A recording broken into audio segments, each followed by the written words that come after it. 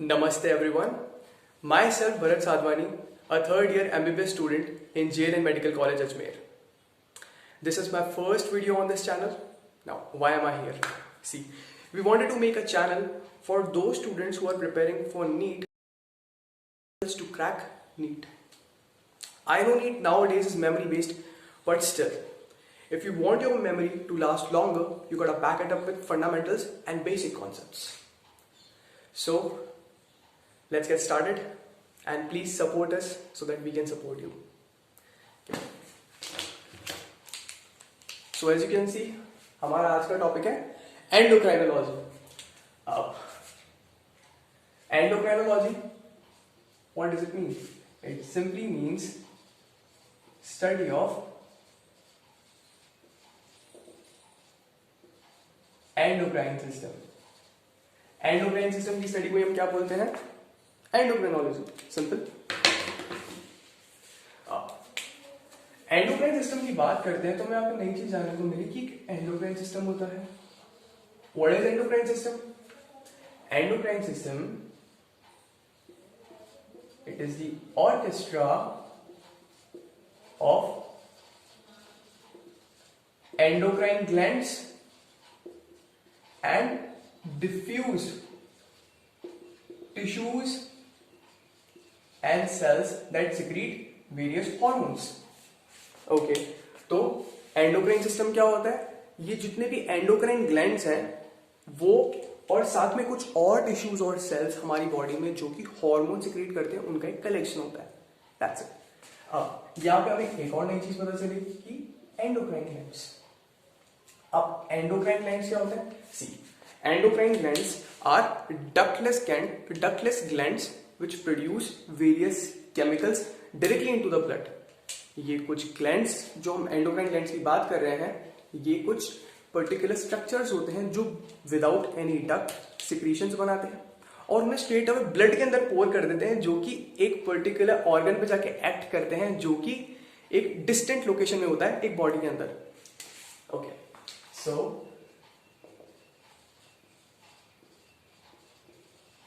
Endocrine gland के बारे में, दे आर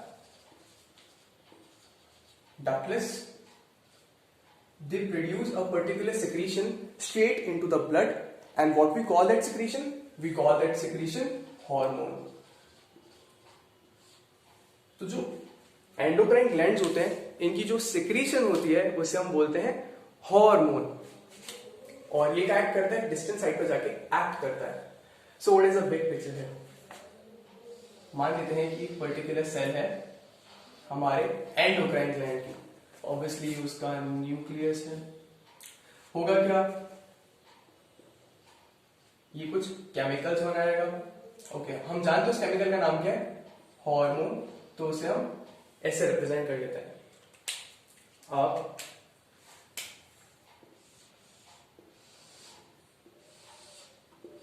ये क्या है? हमारी बॉडी का vascular system. Vascular system means transporting system. See, हमारी बॉडी में जो भी सेल्स होती हैं उन्हें न्यूट्रिएंट्स चाहिए होते हैं, ऑक्सीजन चाहिए होता है, उन्हें अपना मेटाबॉलिक वेस्ट जो होता है उसे एलिमिनेट करना होता है. तो उसके लिए एक मीन्स होना चाहिए कि ये सारी चीजों को कोई कैरी करके एक ऑर्गन से अल्टीमेटली उस ऑर्गन तक ले जाए जो इसे एक्सपेल कर देगा बॉडी से. तो उसके लिए हमें वैस्कुलर सिस्टम की जरूरत पड़ती है. और यहाँ पे मैंने बनाई एक ब्लड वेसल. तो ये हो गया ब्लड, ये हो गया हमारा एंडोक्राइन ग्लैंड का कोई सेल जिसे हम एंडोक्राइन सेल बोलते हैं, कोई प्रॉब्लम नहीं है. इसने एक सिक्रीशन प्रोड्यूस किया जिसे हम बोलते हैं hormone, straight into the blood. और वो कहां पर जाके एक्ट करेगा?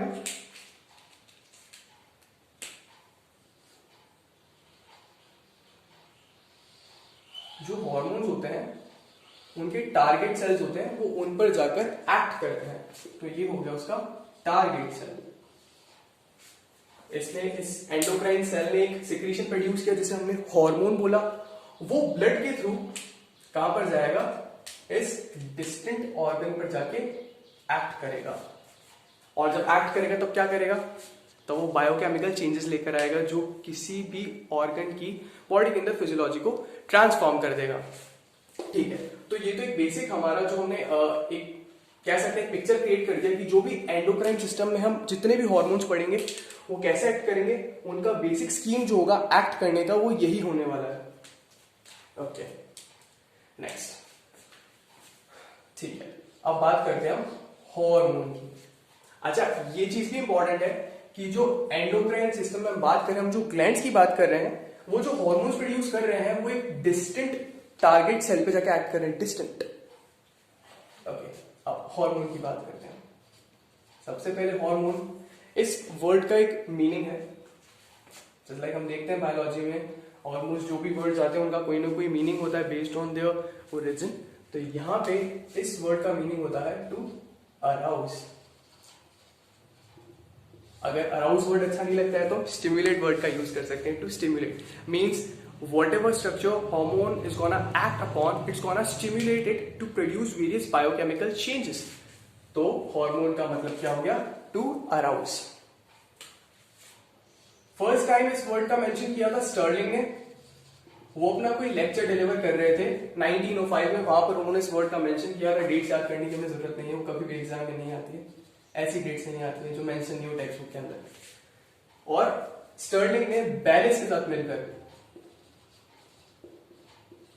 बेलिस, स्टर्लिंग और बेलिस ने मिलकर सबसे पहला हार्मोन था, जो हार्मोन था सबसे पहला, उसे डिस्कवर किया था, और वो कौन सा था? Secretin. Secretin was the first hormone which they both discovered in 1920। तो ये था पहला हार्मोन जो उन्होंने डिस्कवर किया था, सिक्रेटिन। अब ये तुमने बात कर ली हार्मोन का जो हिस्ट्री है वो कैसा रहा है। नेक्स्ट, अब बात कर लेते हैं एक बार, जो हमने हार्मोन्स की बात करी वो प्रोड्यूस हो रहे हैं एंडोक्राइन ग्लैंड्स में से, तो हमारी बॉडी में कौन कौन से, एक बार हम ब्रीफली देख लेते हैं कि जो भी हमारे एंडोक्राइन ग्लैंड्स होते हैं बॉडी के अंदर, उनका लोकेशन क्या होता है, कहां पर लोकेटेड होते हैं और कौन सा हार्मोन प्रोड्यूस करते हैं, एक बार वो देख लेते हैं। तो सबसे पहले एंडोक्राइन ग्लैंड का जो मास्टर कंट्रोल होता है, जो पूरा सिस्टम है, एंडोक्राइन सिस्टम है, हमने बोला it is orchestra of all the endocrine glands. Her orchestra का एक लीडर होता है। यहाँ पे वो लीडर कौन है? हम बोलते हैं पिट्यूटरी ग्लैंड मास्टर होता है इन सब का। बिकॉज अल्टीमेटली हम आगे जाके देखेंगे कि जो पिट्यूटरी ग्लैंड है वो कुछ हार्मोन्स प्रोड्यूस करेगा, वो बॉडी के अंदर अलग अलग ऑर्गन पर जाकर उनके इंडिविजुअल जो हार्मोन्स है उन्हें सिक्रीट कराएगा।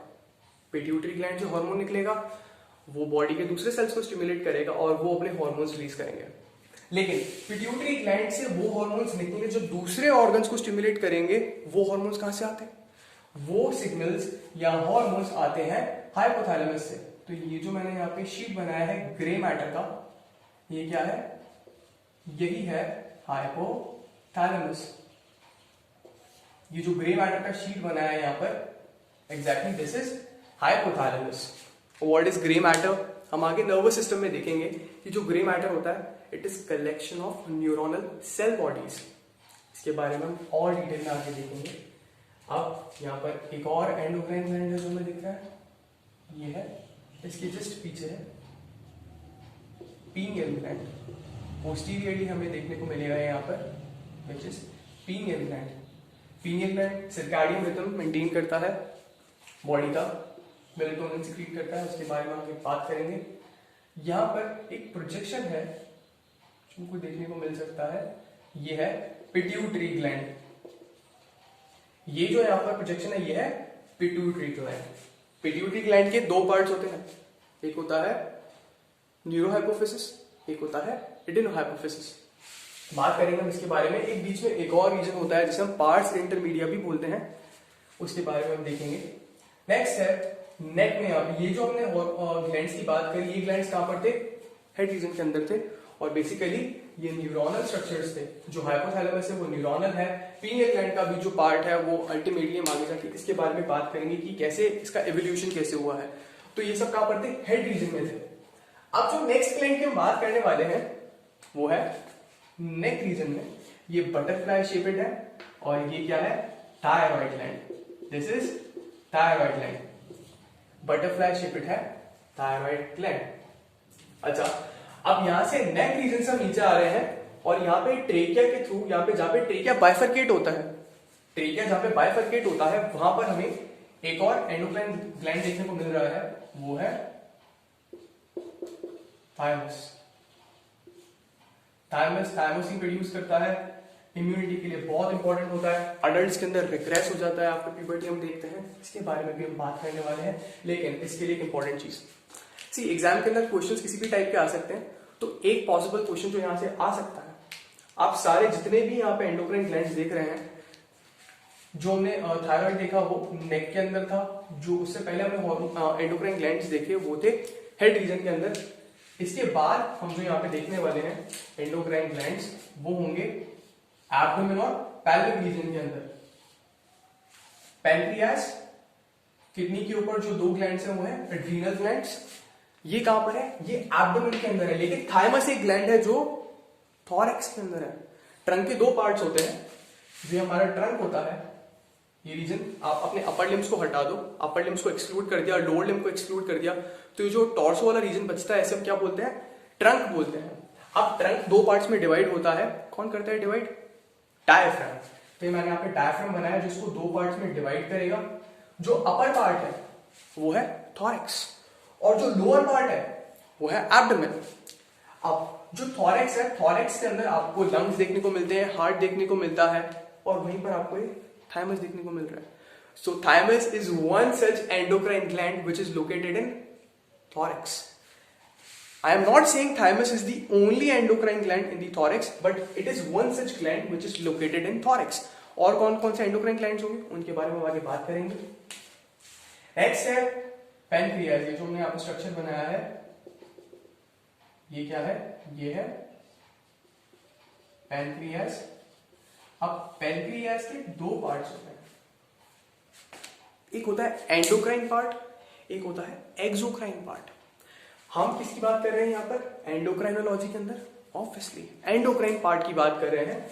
जो एंडोक्राइन पार्ट होता है पैनक्रियाज का, वो प्रोड्यूस करता है हॉर्मोन्स। एक्सोक्राइन पार्ट क्या प्रोड्यूस करता है? एक्सोक्राइन पार्ट, जो एक्सोक्राइन पार्ट है वो प्रोड्यूस करता है कुछ केमिकल्स, एसिनाई होते हैं इसके अंदर, जो कुछ केमिकल्स बनाते हैं, और उनको डक्ट के थ्रू, यहाँ पे पैनक्रियाटिक डक्ट होता है जो रन करता है। इसकी टेल से, ये टेल होता है, एनी हेड रीजन होता है पैनक्रियास का, यहां तक ट्रैवल करता है, और यहां पे वो बायोडक्ट के साथ कंबाइन करके पैनक्रियाटिक जूस को रिलीज करता है। अब ये जो हमने केमिकल को पैनक्रियाटिक जूस नाम दिया है, ये एंडोक्राइन ग्लैंड क्यों नहीं है? बिकॉज हमने एंडोक्राइन ग्लैंड के लिए क्या बोला? It must be ductless. वो केमिकल सिक्रीट कर रहा है, इट्स फाइन, वो स्ट्रेट अवे ब्लड के अंदर सिक्रीट कर रहा था बिकॉज उसके पास डक्ट नहीं था, पर यहां पर वो डक्ट के थ्रू उसको प्रोड्यूस कर रहा है। तो एक ही इंपॉर्टेंट चीज है जो हमें ध्यान रखनी है हमेशा। जो हमने आपके स्टेटमेंट्स देखे हैं ये बहुत इंपॉर्टेंट है, हमें आगे जाके पता चलेगा क्यों। ठीक है, तो ये तो हो गया पैनक्रियास। पैनक्रियास हार्मोन्स प्रोड्यूस करता है, beta cells of islands of Langerhans produce करते हैं, इंसुलिन, अल्फा सेल्स प्रोड्यूस करते हैं, ग्लूकागॉन, और भी यहाँ पे डेल्टा सेल्स होते हैं, तो उनके बारे में बाद में बात करेंगे आगे। अब ये जो है बीन शेपेड ऑर्गन्स बनाए हैं, ये क्या है? किडनी है, जिसमें से यहाँ से यूरेटर निकल रहा है, दिस इज यूरेटर, और ये बीन शेपेड स्ट्रक्चर जो है दोनों साइड है वो है किडनी। अब किडनी के ऊपर एक ग्लैंड है, ये जो ग्लैंड है किडनी के जस्ट ऊपर, because it is above kidney, तो हम इसे क्या नाम देंगे? सुप्रा। सुप्रा, सुप्रा मीन्स अबव।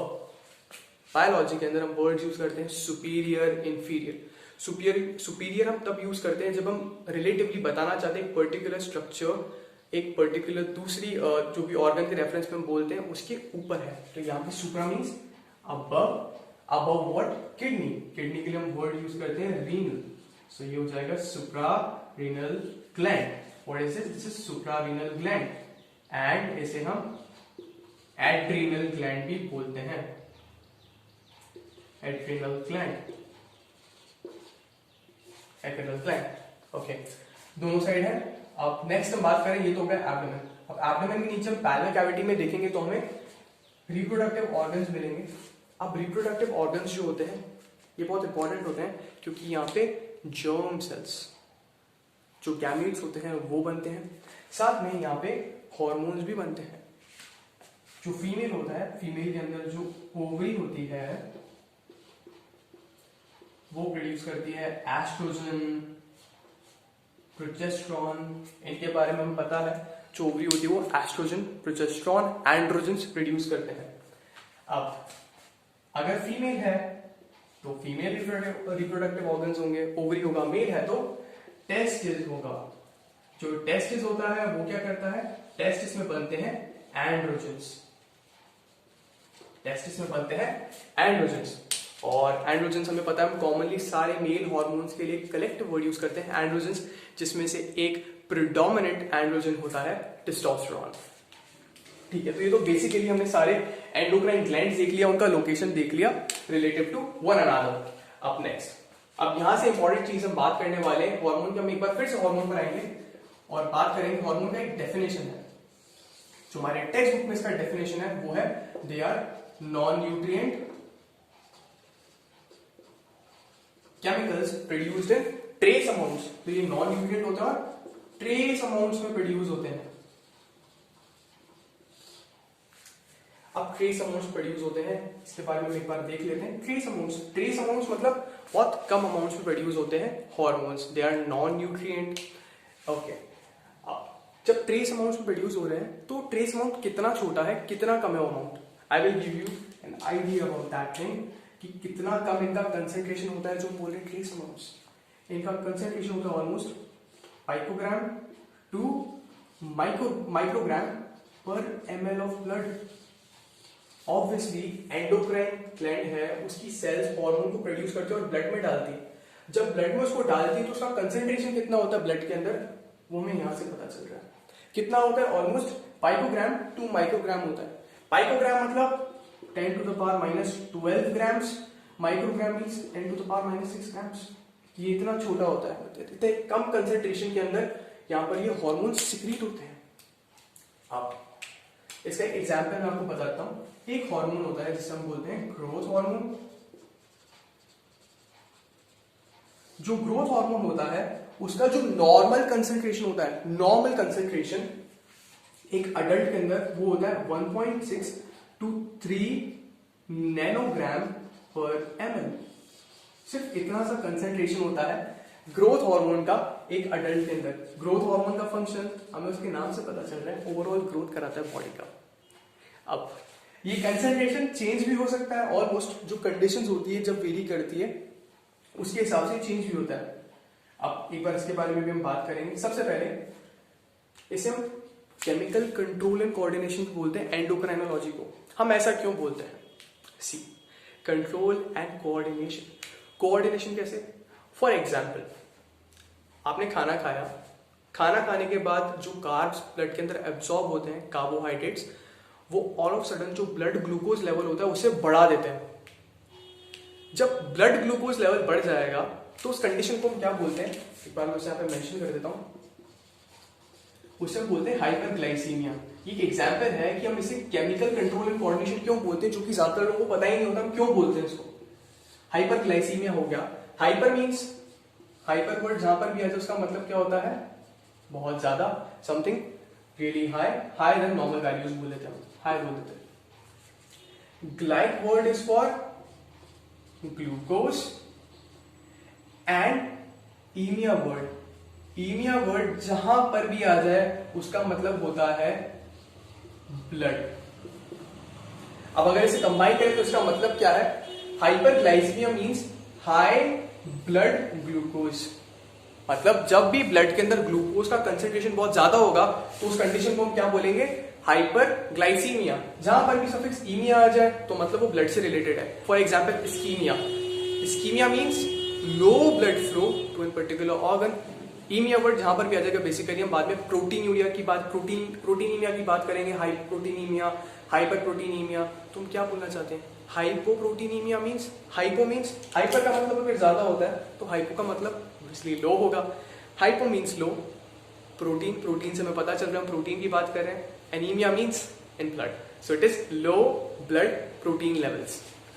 ठीक है, अब हाइपरग्लाइसीमिया हो गया, हमने खाना खाया तो उसके बाद इसे नॉर्मल रेंज के अंदर रेगुलेट करना है। हाइपर हाइपो हमारी बॉडी में नहीं चलता है, सारी चीजें नॉर्मल होनी चाहिए तभी होम्योस्टेसिस मेंटेन होता है। तो होम्योस्टेसिस मेंटेन करने के लिए हमारी बॉडी में कुछ सेल्स होते हैं, beta cells of islets of Langerhans, जो पेनक्रियाज में होते हैं, वो डिटेक्ट करते हैं high blood glucose level just after eating the food. उसके बाद इस रिस्पॉन्स में क्या सिक्रीट करते हैं? Insulin. And insulin guess what, इसका काम क्या होता है? इंसुलिन क्या करता है, जो भी सेल्स होते हैं उनके अंदर ग्लूकोज का जो अपटेक होता है वो बढ़ा देता है। तो ये कोई बॉडी के सेल्स हैं हमारे, इनके अंदर ग्लूकोज का अपटेक बढ़ा देगा, तो अल्टीमेटली क्या होगा? ब्लड के अंदर ग्लूकोज का लेवल कम हो जाएगा। ऐसी कुछ सेल्स होती है हमारी बॉडी में, इवन बहुत सारी सेल्स होती है जो इंसुलिन पे डिपेंडेंट होती है ग्लूकोज अपटेक के लिए, कुछ नहीं होती है, वो हम आगे देखेंगे। तो एक छोटा सा एग्जांपल है जिसे हम क्या बोल रहे हैं, ये है कोऑर्डिनेशन। अब ऑल ऑफ सडन इंसुलिन ने क्या किया, बहुत सारा जो ग्लूकोज था वो सेल्स के अंदर भर दिया, तो ब्लड ग्लूकोज लेवल नॉर्मल हो गया। अब अगर इंसुलिन को अभी रोका नहीं गया तो क्या होगा? इंसुलिन ब्लड ग्लूकोज लेवल को कम कर देगा, ज्यादा से ज्यादा ग्लूकोज को सेल्स के अंदर डालकर वो ब्लड ग्लूकोज को बहुत कम कर देगा। तो अब यहां पे क्या होता है, कुछ और हॉर्मोन्स निकलेंगे जो कंट्रोल करेंगे इंसुलिन का जो लेवल है उसे कम कर दे ब्लड के अंदर, और इंसुलिन को ऑल ऑफ सडन जो उसका एक्शन उसे खत्म कर दे। So that is control. तो एक कंट्रोल एंड कोऑर्डिनेशन जो होता है नैरो रेंज में जो मेंटेन करता है, ये एंडोक्राइन सिस्टम में सुपर इंपॉर्टेंट है। नर्वस सिस्टम जो होता है, नर्वस सिस्टम भी ऐसा करता है। हम एक न्यूरल कंट्रोल एंड कोऑर्डिनेशन के बारे में बात करेंगे आगे उसमें। और एंडोक्राइन सिस्टम का जो कंट्रोल एंड कोऑर्डिनेशन, इसमें क्या फर्क है? जो नर्वस सिस्टम होता है उसका एक्शन बिल्कुल रैपिड होता है, लेकिन एंडोक्राइन सिस्टम का जो एक्शन होता है वो स्लो होता है। वहां पर क्या होता है, बेसिकली न्यूरोट्रांसमीटर सिक्रीट होते हैं, यहाँ पर हार्मोन्स प्रोड्यूस होते हैं। तो ये कुछ छोटी छोटी चीजें हैं जो कि एग्जाम में कई बार पूछ ली जाती है। अच्छा, अब यहाँ पर हम इसे फिनिश कर देते हैं एक बार। ग्रोथ हार्मोन का नॉर्मल कंसेंट्रेशन क्या होता है? एडल्ट के अंदर 1.6 to 3 नैनोग्राम पर ml होता है। और अगर कोई इंडिविजुअल स्टारवेशन पर है, स्टारवेशन पर मींस वो खाना नहीं खा रहा है, तो ग्रोथ हार्मोन का लेवल जो होगा वो 50 नैनोग्राम पर ml तक भी हो सकता है। जब भी स्टारवेशन मींस आपकी बॉडी के अंदर जो ब्लड है उसके अंदर ग्लूकोज का लेवल बहुत कम हो गया है, और जब भी ऐसी कंडीशन आती है जैसे हम हाइपोग्लाइसीमिया बोलेंगे, hypo means low, glyc means glucose, haemia means blood, so it's low blood glucose level. जब भी ये होगी कंडीशन, वो कंडीशन ग्रोथ हार्मोन के रिलीज को स्टिम्युलेट करती है। ठीक है, तो ये तो हो गया एक बेसिक पिक्चर जिसके बारे में हम बात करने वाले हैं हमारे आने वाले कुछ लेक्चर्स के अंदर। अब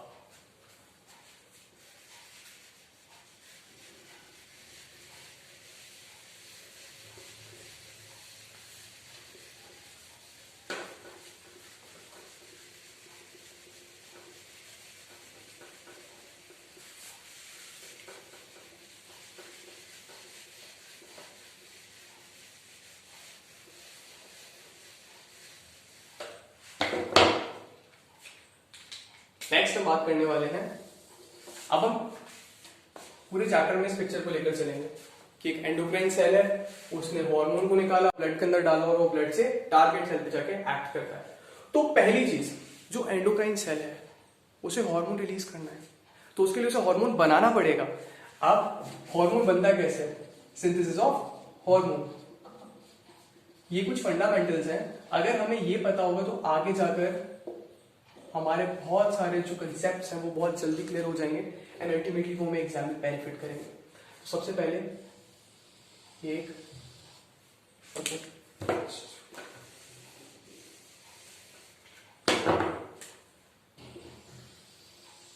न्यूक्लियस है और ये साइटोप्लाज्म में पर्टिकुलर सेल का। What is this? This is nucleus, and यहां पर क्या है? साइटोप्लाज्म। न्यूक्लियस के अंदर क्या होगा? Obviously genetic material. न्यूक्लियस के अंदर क्या होगा? जेनेटिक मटेरियल होगा ह्यूमन सेल के अंदर, जिसे हम क्या बोलते हैं? डीएनए। अभी जो सेल्स हैं, जब इन्हें हार्मोन प्रोड्यूस करना होता है, हार्मोन कैसे हैं? They can be polypeptides, they can be steroids, they can be catecholamines. तो अगर हम यहां पर देखें, हम मान लेते हैं कोई प्रोटीन हार्मोन बन रहा है, तो प्रोटीनेशियस हार्मोन जो बनेगा, तो उसके लिए प्रोटीन बनाने के लिए जो हमारा सेलुलर मशीनरी होता है वो डीएनए में से जीन्स को पिक करता है, जो जीन्स ऑब्वियसली उस पर्टिकुलर हार्मोन के लिए कोड कर रहे हैं। हमारे डीएनए के अंदर पर्टिकुलर सेगमेंट्स होते हैं छोटे छोटे, जिन्हें हम जीन्स बोलते हैं, जो पर्टिकुलर फंक्शन करते हैं। कोई भी पर्टिकुलर प्रोटीन बनाएंगे, एंजाइम बनाएंगे एक स्पेसिफिक फंक्शन के लिए। तो यहाँ पे जो जीन्स होंगे वो क्या बनाएंगे, mRNA बनाएंगे। यहाँ पे ट्रांसक्रिप्शन होगा, ट्रांसलेशन होगा, जिसके बारे में हम जेनेटिक्स में बात करेंगे। लेकिन फिलहाल शॉर्ट में बात कर लेते हैं, mRNA बनेगा and this mRNA is carrying messenger RNA बोलते हैं हम mRNA को। ये इंफॉर्मेशन कैरी करेगा एक पर्टिकुलर हार्मोन को बनाने के लिए जो इस सेल बना है प्रोड्यूस करने के लिए। This mRNA will produce that hormone which the cell is supposed to secrete. अब ये mRNA न्यूक्लियर पोर्स के थ्रू साइटोप्लाज्म में जाएगा। साइटोप्लाज्म में ट्रांसक्रिप्शन पे mRNA बन जाता है। अब साइटोप्लाज्म के अंदर ट्रांसलेशन होगा जहां पे mRNA क्या होगा इसके साथ,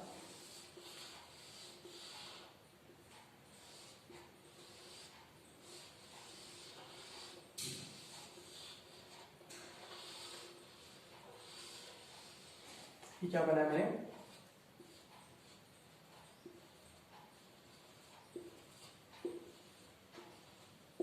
ये है rough endoplasmic reticulum. Endoplasmic reticulum के दो वेरिएंट्स होते हैं, एक होता है स्मूथ, एक होता है रफ। रफ क्यों बोलते हैं, बिकॉज इसका स्ट्रक्चर जो है, जो सरफेस है, इसके स्ट्रक्चर में हम देखेंगे इसका जो सरफेस होता है वहां पे बम्पी बॉल्स दिखती हैं। What are these bumpy balls? These bumpy balls are ribosomes. जिसकी सरफेस पे हमें राइबोसोम्स दिखते हैं। अब ये जो mRNA है ये राइबोसोम्स में जाएगा और यहां पर जाकर क्या बनाएगा, प्रोटीन बनाएगा। हम क्या बनाने वाले हैं यहाँ पे, हार्मोन। तो यहां पे क्या बनेगा, हार्मोन बनेगा। अब हार्मोन जब बनता है तो उसका एक सीक्वेंस होता है। पहले बनता है प्री प्रो हार्मोन। पहले बनता है प्री प्रो हार्मोन, फिर होता है क्या है, ऑब्वियसली एक चेन होगा, टाइप चेन होगा। जैसे हम क्या करेंगे, इसमें से हम अब प्री को हटा देंगे, यहां से हम प्री को हटा देंगे इसके प्रीफिक्स में से, तो क्या बन जाएगा, प्रो हार्मोन। फिर प्रो हार्मोन में से हम प्रो हटा देंगे तो बन जाएगा हार्मोन। आप सोच रहे हो क्या है, एक्चुअली ऐसे ही बनता है। जो सेल के अंदर हम देखते हैं हार्मोन बनता है, वो बनता ऐसे ही है। होता क्या है, यहाँ पे हर बार क्लीवेज होता जाता है इन पर्टिकुलर केमिकल्स का। प्री प्रो हार्मोन का एक पर्टिकुलर सेगमेंट होगा उसके स्ट्रक्चर का, उसे हम क्लीव कर देंगे तो बन जाएगा प्रो हार्मोन। फिर प्रो हार्मोन को हम वापस से क्लीव करेंगे और हार्मोन में कन्वर्ट करेंगे। इन अ नटशेल इसे हम छोटा करते जाते हैं। क्यों करते हैं, because hormones are biologically active. Pro hormone and pre pro hormones are not biologically active, तो इन्हें हमें एक्टिव करने के लिए क्लीव करना पड़ता है और हार्मोन बनता है। अब यहां पर mRNA राइबोसोम्स में जाएगा और क्या बनाएगा, प्री प्रो हार्मोन। हम इसे रिप्रेजेंट कर लेते हैं, यहां पर बना देता हूं प्री प्रो हार्मोन में कैसा दिखेगा। एंडोप्लाज्मिक रेटिकुलम में ये है हार्मोन।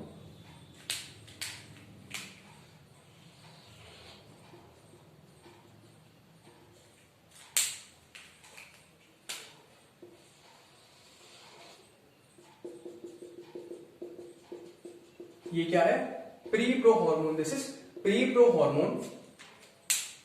अब ये प्री प्रो हार्मोन कहां पर बना है, ये प्री प्रो हार्मोन कहां बना है, राइबोसोम्स में बना है।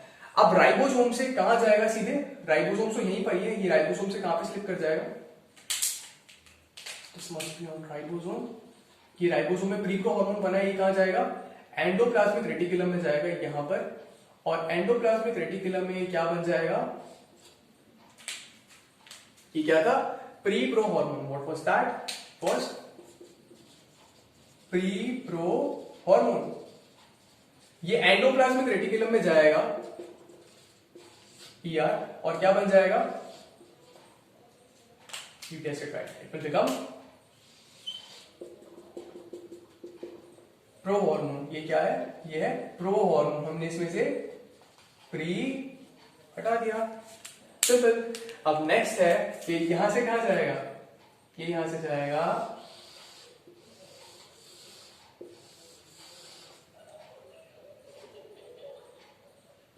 ये यहां से कहां गया,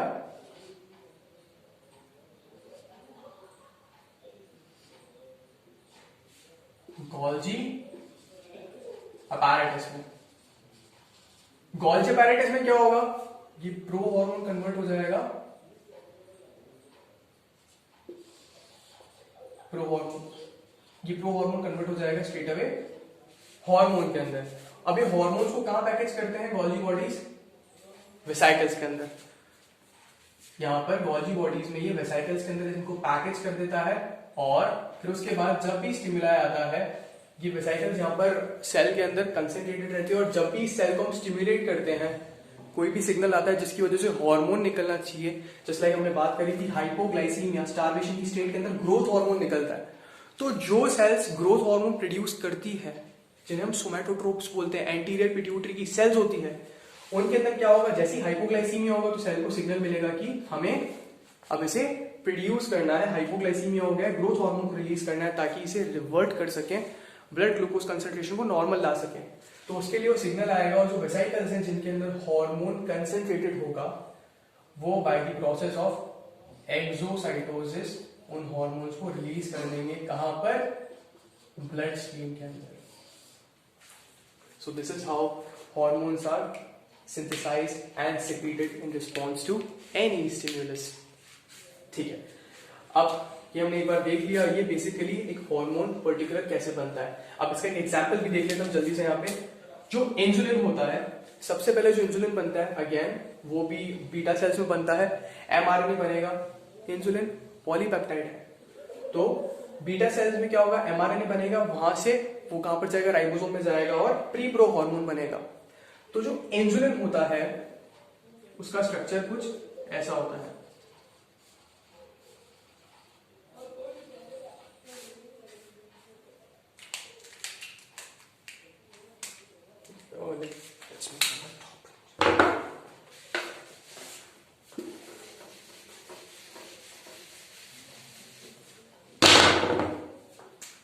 जो इंसुलिन होता है उसका बेसिक स्ट्रक्चर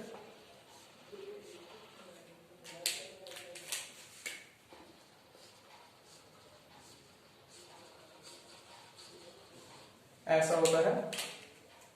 3 चेन्स होती हैं कंबाइंड,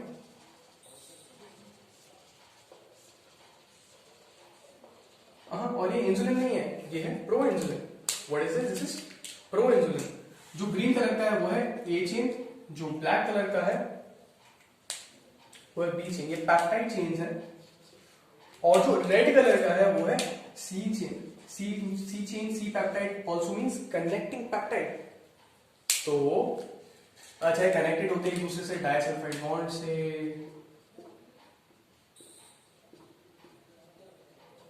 एक छोटा सा आइडिया देने के लिए कि ये जो सिंथेसिस होता है वो एक्चुअली हमें अगर समझना है तो उसके लिए इंसुलिन वाला बहुत अच्छा एग्जांपल है। ये क्या है, प्रो इंसुलिन है। पहले प्री प्रो इंसुलिन बनता है जो एंडोप्लाज्मिक रेटिकुलम में जाकर क्लीव हो जाता है प्रो इंसुलिन के अंदर। प्रो इंसुलिन का स्ट्रक्चर होता है ऐसा।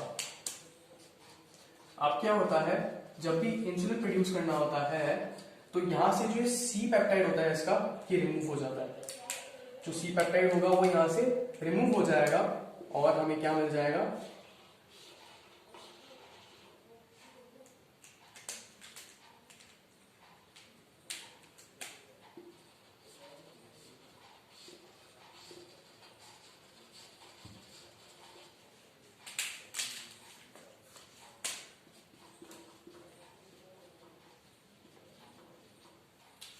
हमें मिल जाएगा ये स्ट्रक्चर जिसमें सिर्फ ए चेन है और बी चेन है, और इसे ही हम क्या बोलते हैं, यही है insulin, and it is metabolically biologically active. C peptide जो होता है वो इंपॉर्टेंट नहीं होता है, लेकिन वो डायबिटीज मेलाइटिस के डायग्नोसिस में काम आता है। कैसे, उसके बारे में हम आगे बात करेंगे। So this was how hormones are synthesized. Firstly nucleus, it creates mRNA by the process of transcription. Transcription के बाद एमआरएनए न्यूक्लियस से बाहर आता है न्यूक्लियर पोर्स के थ्रू, और वहां पर राइबोसोम में जाता है। राइबोसोम में जाकर ट्रांसलेशन के थ्रू पर्टिकुलर प्रोटीन्स बनते हैं जिन्हें हम यहाँ पे हार्मोन्स बोल रहे हैं, और वो हार्मोन्स का इनएक्टिव स्टेट होता है जिसे हम बोलते हैं प्री प्रो हार्मोन। अब इन्हें हमें क्लीव करना है मल्टीपल स्टेप्स में ताकि एक एक्टिव केमिकल बना सके जिसे हम हार्मोन बोल रहे हैं। राइबोसोम से कहां पर जाएगा, एंडोप्लाज्मिक रेटिकुलम में, और वो एंडोप्लाज्मिक रेटिकुलम में प्री प्रो हार्मोन क्लीव हो जाएगा प्रो हार्मोन में। फिर प्रो हार्मोन गोल्जी पैरेटिस में जाएगा और वहां पर वो क्लीव होकर अपनी एक्टिव स्टेट में आएगा जिसे हम बोलते हैं हार्मोन। गोल्जी पैरेटिस इन्हें वेसाइकल्स में पैक करता है, और जब भी इन्हें रिलीज करने का स्टिमुलस आता है तो वेसाइकल्स को फ्यूज कर देता है सेल मेम्ब्रेन से और रिलीज कर देता है। So this is how hormones are synthesized. अब ये हमने देख लिया हार्मोन सिंथेसाइज कैसे हो रहे हैं। नेक्स्ट ये ट्रैवल करेंगे ब्लड के थ्रू और कहां पर जाएंगे, टारगेट सेल पर जाकर एक्ट करेंगे।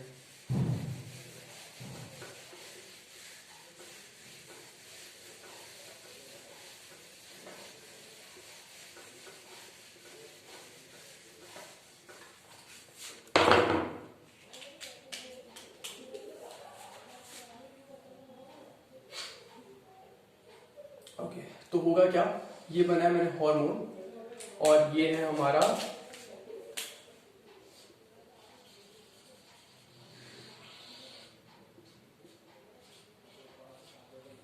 टारगेट सेल, जहां पर ये हार्मोन जाके एक्ट करने वाला है। और हार्मोन्स को अगर किसी सेल पे एक्ट करना है, अपना इन्फ्लुएंस जो है वो शो करना है, तो उसके लिए वो कुछ और प्रोटीन्स पर बाइंड करता है और उन प्रोटीन्स को हम क्या बोलते हैं, रिसेप्टर्स। हार्मोन्स जो हैं उनका रिसेप्टर से बाइंड करना बहुत जरूरी है। रिसेप्टर्स क्या होते हैं, these are just like transducers, मतलब एनर्जी की एक फॉर्म को दूसरी फॉर्म में कन्वर्ट करते हैं। In body they convert one kind of stimulus into another form of stimulus, जिसकी वजह से बायोलॉजिकल एक्शंस आते हैं। तो हार्मोन क्या करेगा, टारगेट सेल पे जाएगा, उसके रिसेप्टर से बाइंड करेगा और क्या बनाएगा, ओके रिसेप्टर का कलर हम दूसरे लेते हैं,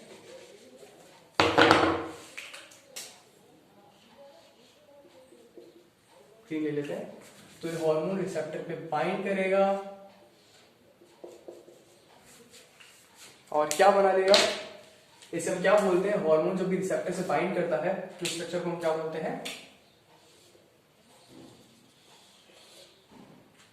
we call it hormone receptor complex. ये होता है हार्मोन रिसेप्टर कॉम्प्लेक्स। तो हार्मोन जाएगा, एक एंडोक्राइन सेल ने उसे सिंथेसाइज किया, ब्लड में ट्रैवल करेगा और ब्लड के थ्रू टारगेट सेल पर जाएगा, जहां पर वो रिसेप्टर पैक करेगा और हार्मोन रिसेप्टर कॉम्प्लेक्स बनाएगा।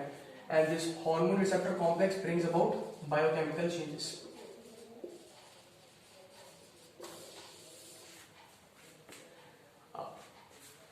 जो हार्मोन होते हैं इनको क्लासिफाई करते हैं based on their chemical nature. ये जो क्लासिफिकेशन है इनका, ये किस बेसिस पर है, केमिकल स्ट्रक्चर के बेसिस पे, chemical nature structure whatever we call, chemical structure के बेसिस पे hormones they can be polypeptides. Talking about polypeptides, anterior pituitary के सारे हार्मोन्स पॉलीपेप्टाइड्स होते हैं। फॉर एग्जांपल हम यहाँ पे ले लेते हैं ACTH, एड्रेनोकॉर्टिकोट्रोपिक हार्मोन को हम ACTH बोलते हैं, thyroid stimulating hormone TSH। Then हमारे पास यहाँ पे आ जाएगा ग्रोथ हार्मोन, और भी बहुत सारे हार्मोन्स होते हैं बॉडी के अंदर, जस्ट लाइक इंसुलिन, ग्लूकागॉन। ये सब प्रोटीनेशियस होते हैं नेचर के अंदर, so they fall in the category of polypeptides. Next, they can be steroids. They can be steroids. Steroid hormones का एग्जाम्पल हमारे बॉडी के अंदर एस्ट्रोजन, फीमेल के अंदर androgen, just like testosterone, progesterone,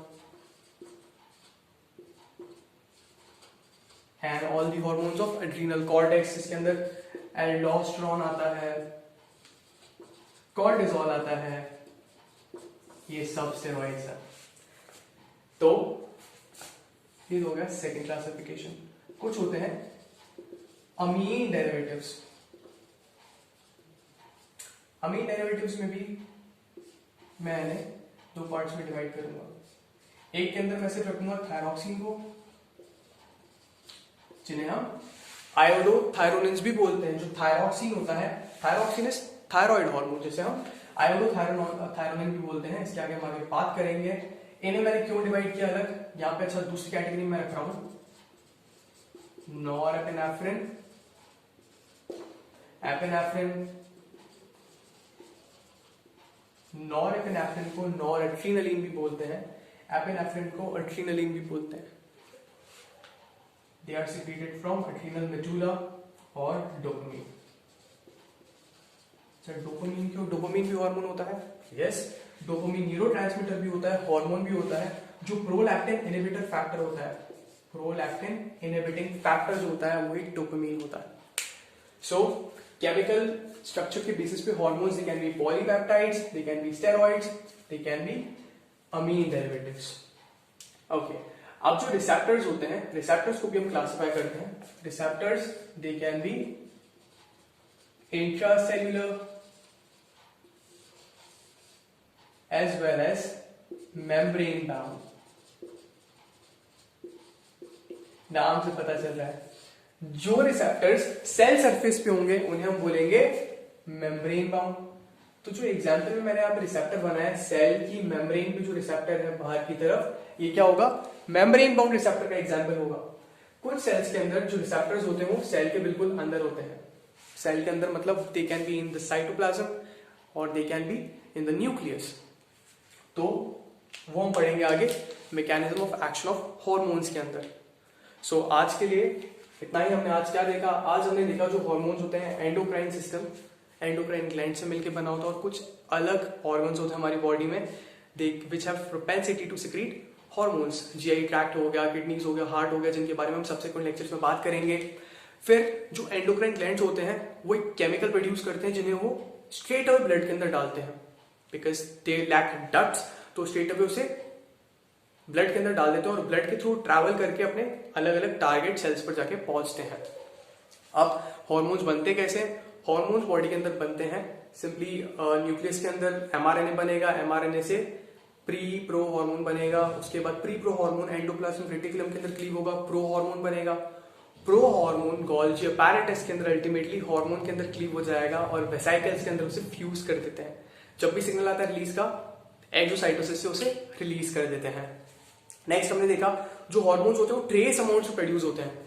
उसका जो रेंज होता है वो होता है पाइकोग्राम टू माइक्रोग्राम पर ml।